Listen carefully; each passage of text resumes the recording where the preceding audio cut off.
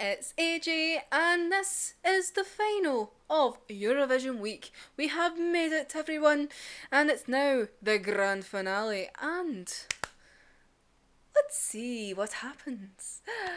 So, we have a slightly different system this time. In the last ones, we had our three little categories that we'd go through of visual style, song quality, and Eurovision feel. However, with two of the judges already analysed them all to a decent degree, we decided that the best way to do this was just to rank it 1 to 10 of how we liked it. So, once again, we're trying to make it slightly easier on ourselves.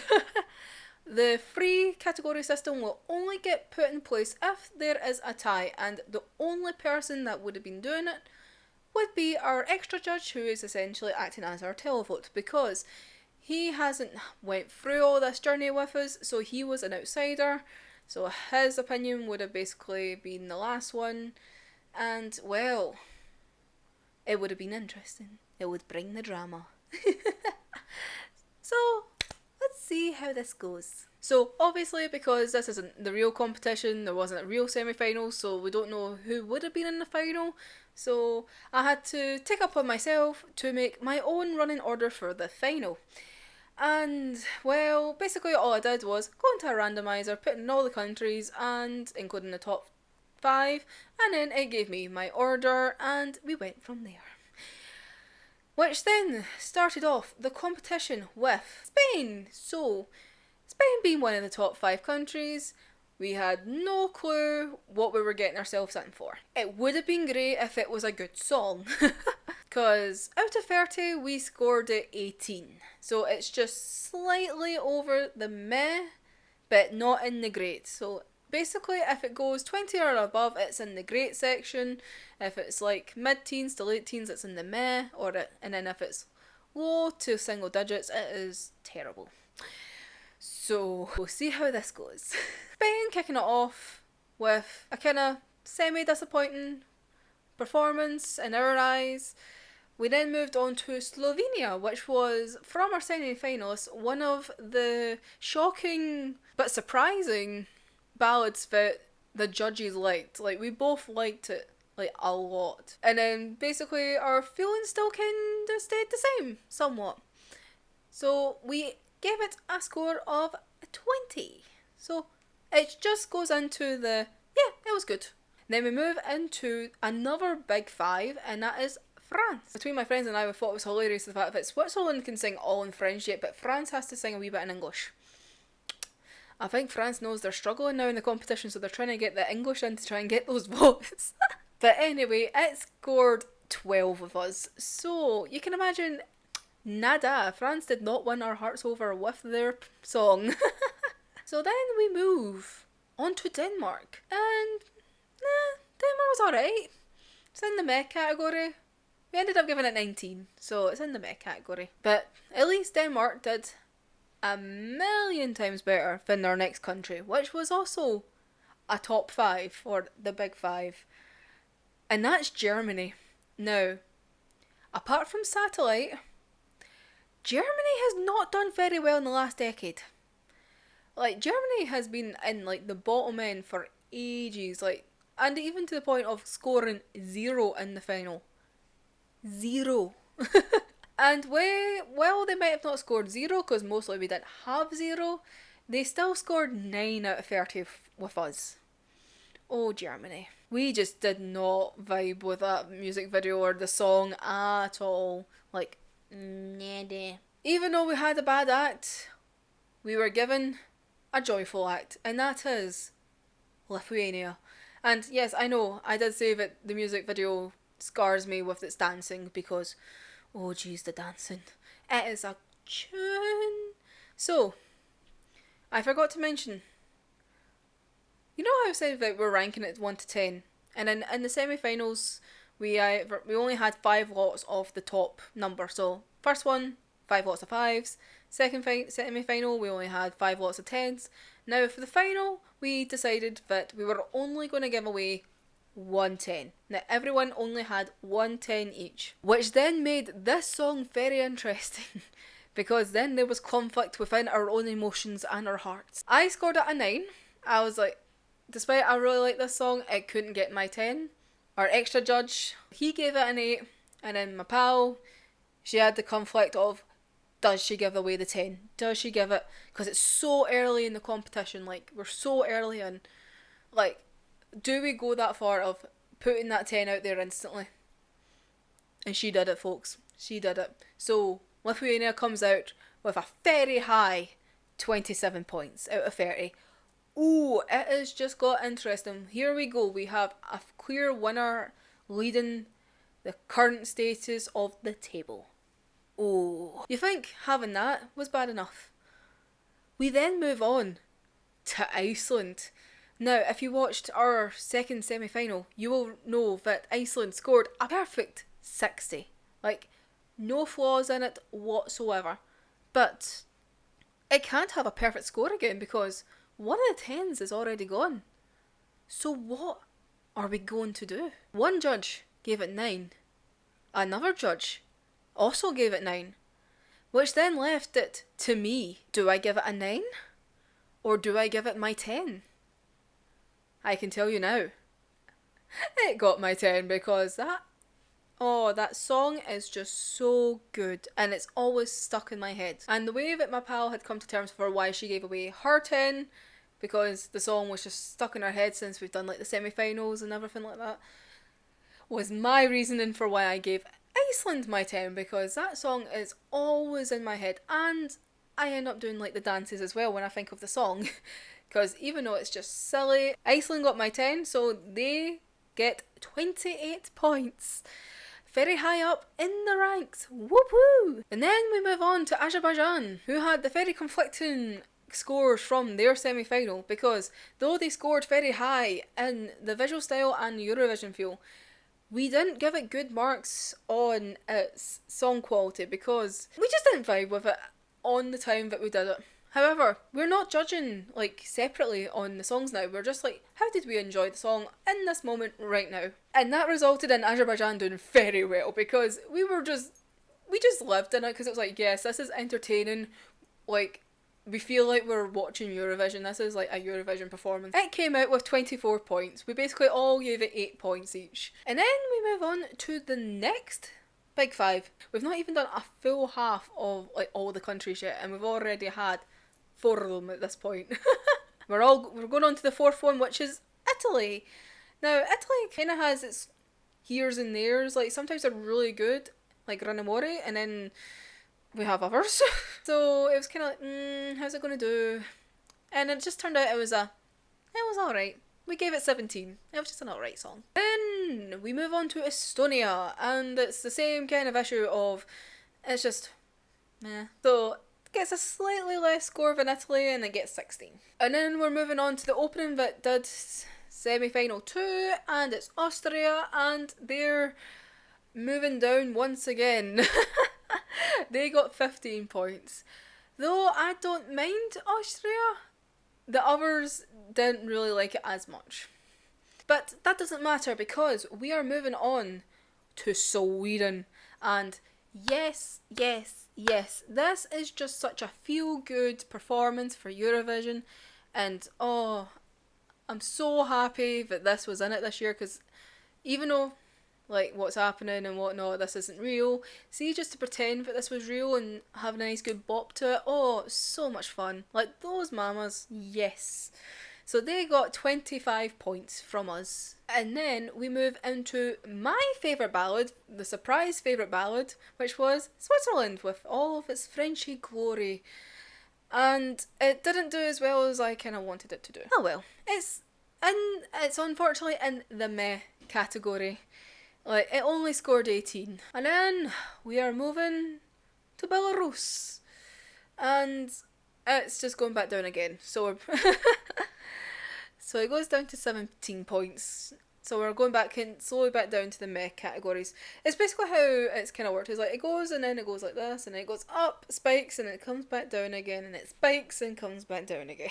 Because though we're going down with Belarus, we're going up with Ukraine. And whether or not it would have done well in the actual in the actual finals, if it even would make the finals, is really, nobody could really guess how it would do, because I never even heard like how it would, like people were kind of reacting to it in the bookies and everything like that, so it doesn't give me that much hope for it, but we still really enjoyed it, like to the point we gave it 24 points, so we enjoyed it that much. It's in the yes, it is a great song category.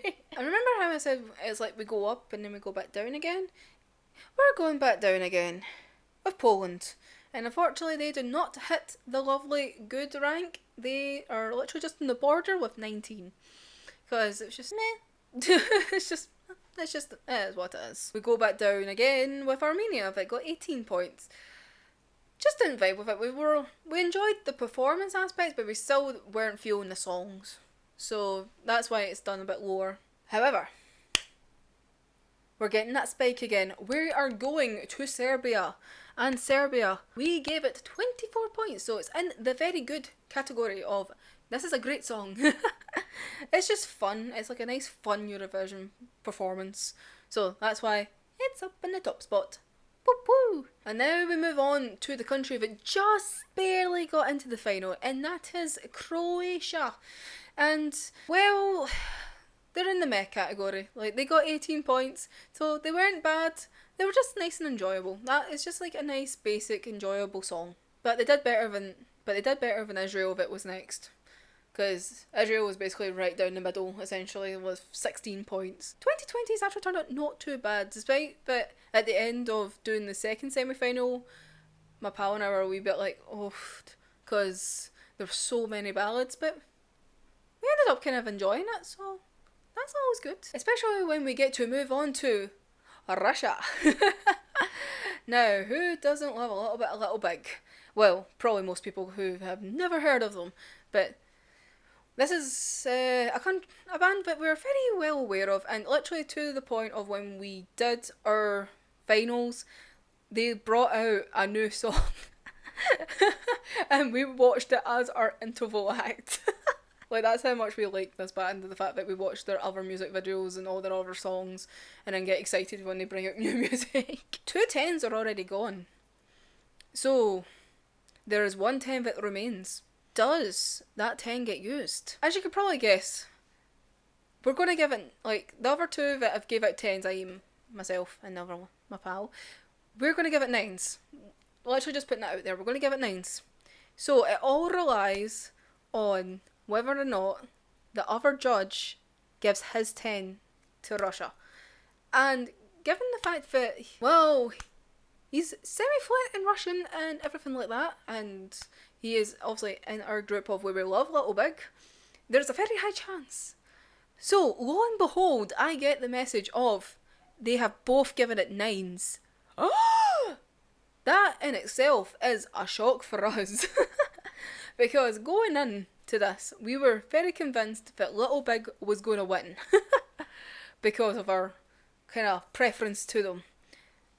But no, with 27 points, it does not.